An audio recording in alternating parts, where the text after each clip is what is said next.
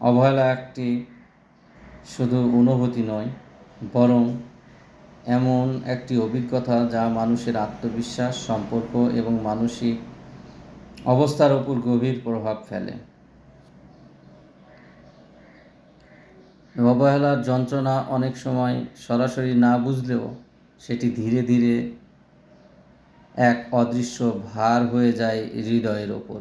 সম্পর্ক যতই কাছের হয়, অবহেলা তার চেয়েও বেশি কষ্টদায়ক হয়ে ওঠে।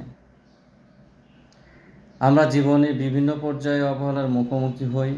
এই ধরুন পরিবার, বন্ধুত্ব, ভালোবাসার মানুষ কিংবা সমাজে।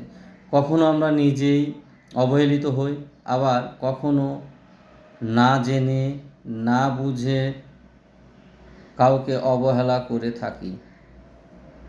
অথচ একটু মনোযোগ, একটু যত্নই হয়তো বদলে দিতে পারত সেই মানুষটির অনুভূতি, জীবন এবং ভবিষ্যৎ।